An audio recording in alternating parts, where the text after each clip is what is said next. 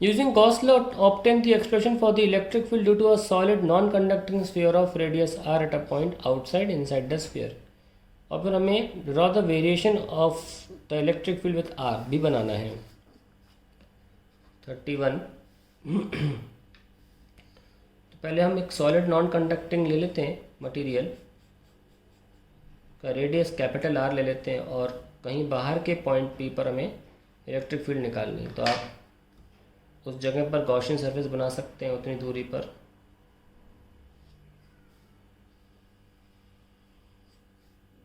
ठीक है, ये आर डिस्टेंस ले लीजिए. तो आप इस गॉसियन सरफेस के लिए गॉस थ्योरम लिखिए कि क्या लिखना है. E dot D S is equals to, जो इसके अंदर चार्ज है पूरा Q by epsilon. Now E, और E तो कांस्टेंट होगा इस पूरे रीजन में, इस जगह पर गोल गोल. तो E बाहर आ जाएगा, डी एस का हो जाएगा 4πr², सरफेस पूरा is q by epsilon. So E is equals to 1/4 pi epsilon q by r square. Now this is I have calculated for r greater than capital R. First आ गया. Second part आता है r equal to r. So we have E is equals to, इसको k लिख लीजिए, capital R square. और the last में आता है थर्ड पार्ट इनसाइड, यहाँ पे ये लीजिए इनसाइड आ गया. तो अब लिख सकते हैं इसको E dot D S is equals to Q dash by epsilon, क्योंकि इतने पोर्शन में तो कम चार्ज रहेगा ना, क्यू डैश विच भी लेस देन क्यू. ओके, तो आप लिख सकते हैं E डी एस केवल इतने पोर्शन का सरफेस रहेगा, 4π छोटा आर स्क्वायर, क्योंकि हमने छोटे आर ही लिया यहाँ पे, is equals to Q dash by epsilon. तो E आ जाएगा 1/4 epsilon Q dash by R square. ख़त्म. अब क्यू डैश कैसे निकलना है? यूनिटरी मेथड से. 4/3 पाई आर क्यूब में अगर टोटल चार्ज क्यू है तो 4/3 पाई छोटे आर क्यूब में होगा Q R cube by R cube. यहाँ पुट कर दीजिए, यही क्यू डैश था, K upon R square into Q R cube by capital R cube. Cancel. So we have electric field is equals to K Q R divide by R cube. ये आ गया answer. हमने तीनों part कर डाले. अब graph बनाना है second part में.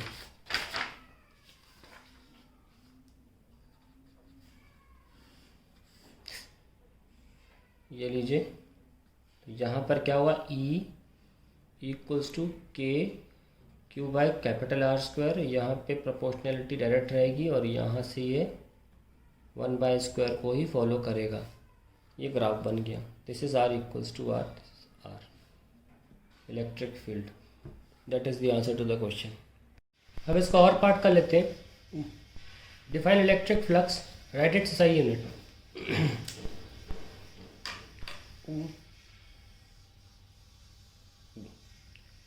Electric flux, it is a physical quantity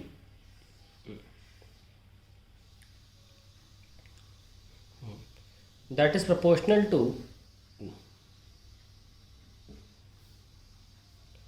total number of field lines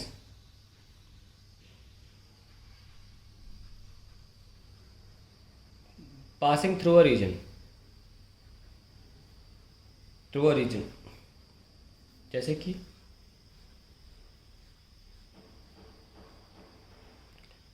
एक, दो, तीन, चार, पाँच, छः. Flux will be proportional to 6. Okay, it's SI unit is, कुछ लोग बोलते हैं flux is total number of field lines. वो गलत होता है. फ्लक्स 6 नहीं हो सकता, प्रोपोर्शनल टू फील्ड लाइंस. हम ये कह सकते हैं कि अगर यहाँ फील्ड ऐसी होती तो हम बोल सकते हैं इस रीजन में फ्लक्स कम है, यहाँ फ्लक्स ज़्यादा है. हम ये रिलेटिवली बोल सकते हैं फील्ड लाइंस की डेंसिटी को देखकर. पर flux equal to number of field lines नहीं होता, proportional to number of field lines होता है. इसीलिए इसकी SI यूनिट की कुछ ना कुछ यूनिट है. नंबर होता तो यूनिट होती ही नहीं. तो फ्लक्स की SI यूनिट होती है newton per coulomb into metre square, because flux की फॉर्मूला होता है E डॉट ए. तो E के लिए न्यूटन पर कूलम और एरिया के लिए metre square, that is SI unit of flux. अब दूसरा part, a small metal sphere carrying a plus Q charge is located at the centre of a spherical cavity inside a large uncharged metallic shell as shown in figure. Use Gauss law to find out the expression for electric field at points P1 and P2।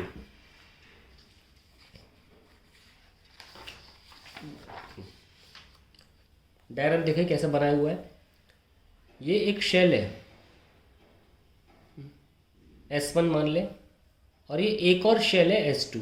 और shells जो होती है ना, खोखली होती है, अंदर से हवा होती है इनमें, ऐसे मान के चलो, ठीक है। और ये भी शेल है, यहाँ बीच में एक चार्ज रखा हुआ है, तो ये एक शेल है, और यहाँ पे भी एक शेल है, और ये हिस्सा जो है एयर वाला है, खाली, और ये भी खाली खाली हिस्सा है। ओके, तो अगर आप प्लस क्यू बना रहे हैं यहाँ पे, तो इनर पे माइनस आ जाएगा, और यहाँ प्लस आ, शेल है ना ये, यहाँ मेटल नहीं है, यहाँ एयर है, ये प्लस आ जाएगा, फिर इसको देखकर माइनस आ जाएगा, फिर यहाँ प्लस आ जाएगा, होता रहेगा इंडक्शन। ओके, फिर ये अंदर माइनस आ जाएगा, और फिर बाहर प्लस आ जाएगा। इस तरीके से इंडक्शन हुआ है यहाँ पे।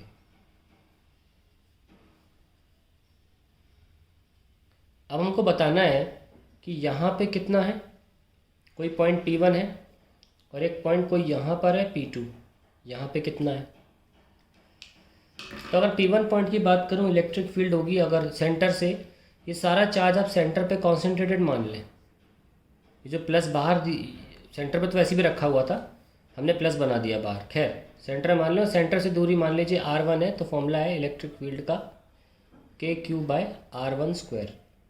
बिल्कुल फील्ड होगी, क्योंकि प्लस से माइनस फील्ड तो जाती ही है, तो ये मत सोचना फील्ड नहीं होती है कंडक्टर के अंदर, होती है। अगर आपका चार्ज है तो होती, नहीं है तो नहीं होगी। ये आ गई फील्ड, प्लस से माइनस एग्जैक्टली यहाँ पर अगर डिस्टेंस R है तो KQ/R1² हुआ। अगर R2 है तो ये पॉइंट P1 के लिए आ गया, और यहाँ पे पॉइंट P2 के लिए आ गया KQ/R2²। एंड ये आपके आंसर्स हैं इस क्वेश्चन को लेकर।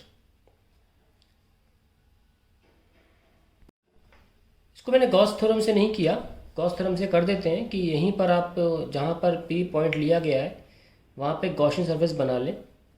जैसे कि मैं दोबारा बाहर निकाल के दिखा देता हूँ आपको पार्ट 1 के लिए।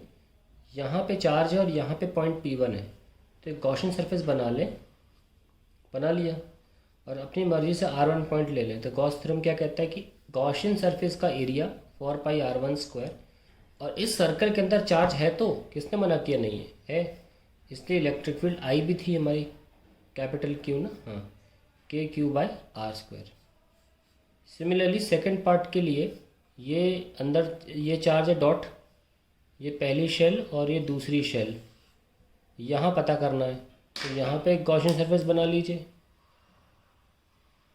ये बन गया।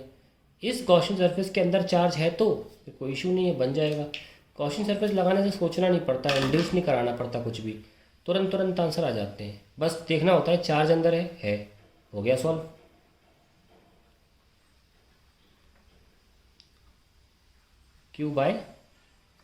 KQ/R2², हो गया, कहानी ख़त्म।